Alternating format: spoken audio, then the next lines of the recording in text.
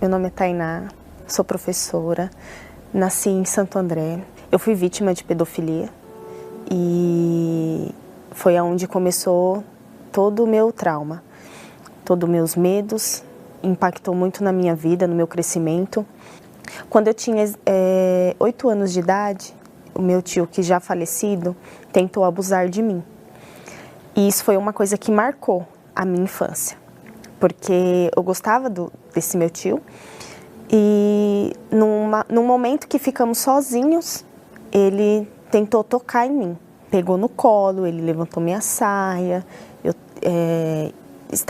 começou a brincar de médico comigo, fazer tudo naquela brincadeira de criança. Para mim era uma brincadeira, mas eu vi que estava indo para o outro lado. Mas eu acabei desabafando e contando para alguns familiares meus o que tinha acontecido.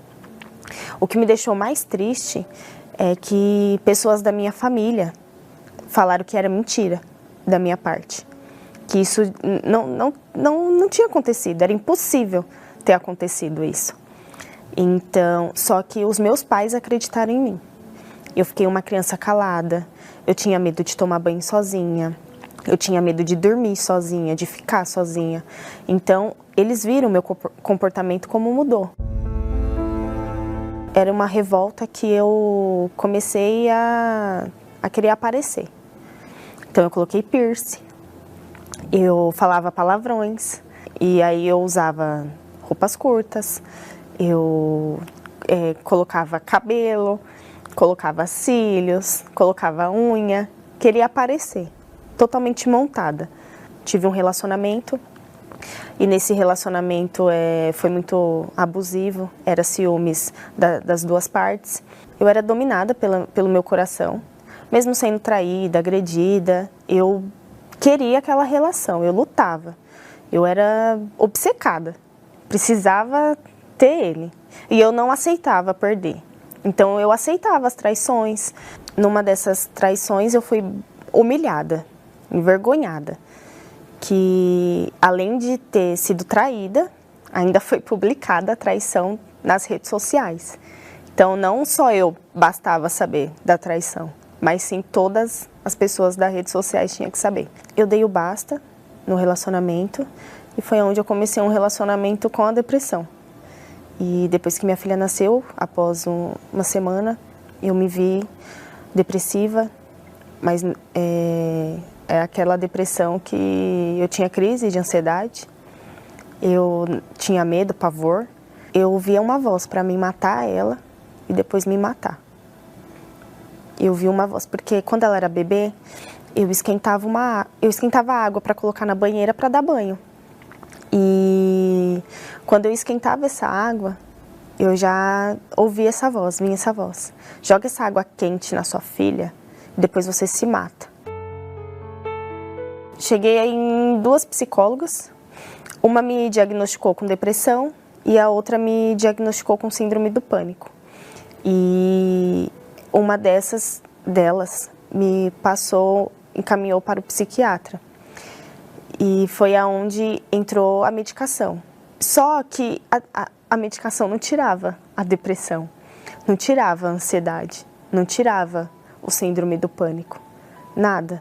Eu tomando a medicação era a mesma coisa que se eu estivesse tomando um copo de água, que não ia fazer efeito, não ia curar o que eu estava sentindo. Numa dessas consultas, eu saí do consultório e da terapia, a psicóloga falou para mim assim: o seu caso é bem grave, vou ter que mudar a dosagem, a gente vai ter que fazer uma outra terapia, porque você já está num estágio bem avançado da depressão. E eu nunca tinha falado com Deus. E eu falei assim: meu Deus, eu não quero ficar tomando medicação. Eu não sou louca, eu não nasci com isso. Por que eu vou ter que conviver com isso? Falei, abre uma porta para mim, meu Deus, faz alguma coisa pela minha vida. E essa oração foi respondida, que foi uma oração que eu fiz sincera, de alma aberta para Deus. E foi quando eu recebi a visita da minha prima. E foi quando ela me chamou. Você vai numa reunião comigo e se você sair da mesma forma, você não precisa voltar mais. Eu perguntei, onde que é essa reunião? E ela falou, é na Igreja Universal. E eu já tinha um preconceito com a igreja, porque eu acabava ouvindo o que as pessoas falavam e sem pesquisar, sem nada, sem saber da informação certa, falava, não, o pessoal rouba, eles não são dignos de fazer oração. E o brilho dela era diferente. Quando eu me olhava no espelho, eu via a minha cara derrotada, caída, era trevas. E quando eu olhava para ela, eu via a diferença. E foi quando eu fui. E na reunião parecia que só estava eu e o pastor. E Deus. Porque parecia que o pastor estava conversando comigo. A palavra que ele pregou foi toda para mim. Foi tudo. Então, assim, eu vi o cuidado de Deus ali. A minha oração foi respondida. Eu só sei que eu chorei muito e desabafei com Deus. Contei tudo para Ele. Tudo que estava passando na minha vida. E eu nem sabia que eu poderia falar tantas coisas. Que eu não sabia que Ele era o meu pai. Que Ele era o que ia me dar o socorro. E ali eu desabafei. E de lá, quando eu saí, acabou a reunião, eu saí com uma felicidade que eu não conseguia explicar. Dormi bem e parece que até minha filha dormiu bem também. Parece que eu passei para ela a paz que eu senti. Então, nós duas dormimos bem a noite inteira. E foi quando eu me batizei e decidi. E dali, quando eu me batizei, eu já vi outra Tainá. Outra Tainá nasceu. E dali eu fui mudando. As minhas vestes, o meu comportamento. Já não falava mais palavrões.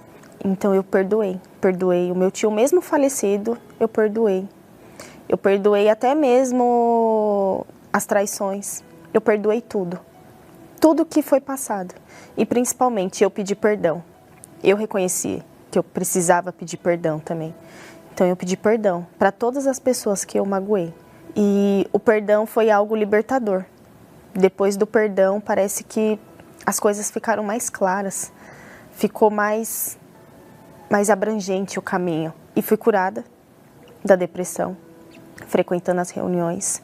Não, parece que Deus tirou com a mão. Eu mesmo sem perceber, eu vi, nossa, não tenho mais medo, não tenho mais crise de ansiedade. Quando eu ouvi falar do Espírito Santo, eu falei, eu não posso priorizar mais nada do que isso, porque é a minha salvação, é a minha alma. Então eu não me preocupava com o emprego, eu estava desempregada. Eu não me preocupava com nada, vida sentimental, com nada. Eu priorizei o Espírito Santo. Eu fui para o altar. E eu falei, meu Deus, eu vou para o altar e eu quero o Espírito Santo. E eu não trabalhava.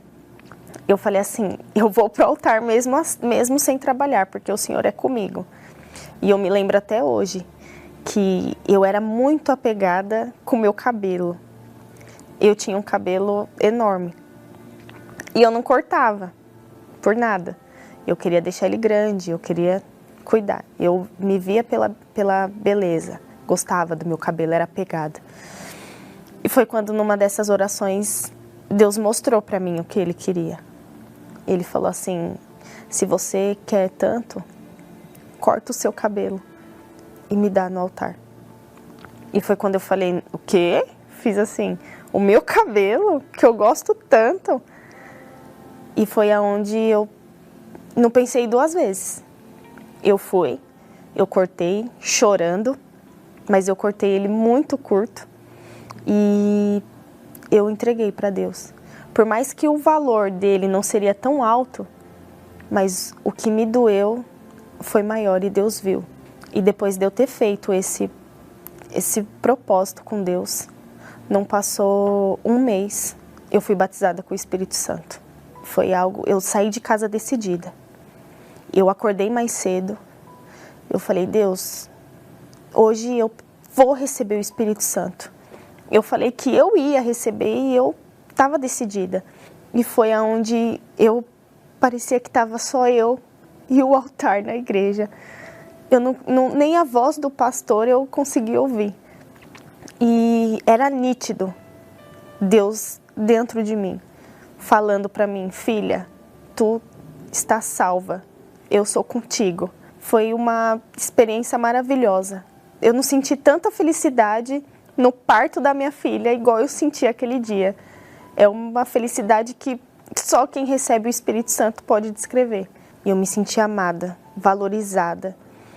Eu me sentia que eu fazia parte de Deus, que agora Ele estava dentro de mim. E teve uma força que eu falava assim, Deus, eu vou vencer tudo. Tudo que eu tiver que passar, eu sei que eu vou vencer, porque o Senhor está comigo. Vontade de ganhar almas foi a principal, que eu falei, meu Deus, eu tinha outro olhar para as outras pessoas que viviam a mesma vida que eu. Eu queria ajudar, eu queria falar, olha, isso que você está sentindo, só Deus pode te curar. Eu comecei a ter discernimento com as coisas, a ter sabedoria. É Deus que me guia em todas as coisas, em tudo. Sabedoria como mãe, como agir, porque antigamente, quando não tinha o Espírito Santo, gritava com a minha filha, e hoje não. Eu sou calma, eu tenho paz, então eu tenho tranquilidade para fazer todas as coisas. Coisas que nem a faculdade pôde me ensinar como professora. Mas hoje eu tenho a sabedoria de Deus. Eu tenho o direcionamento dele na minha vida. Eu não troco por nada. Por nada. O Espírito Santo não tem troca. Não tem conversa, vou trocar por algo material. Não. Não tem. Porque a gente não pode pensar no aqui.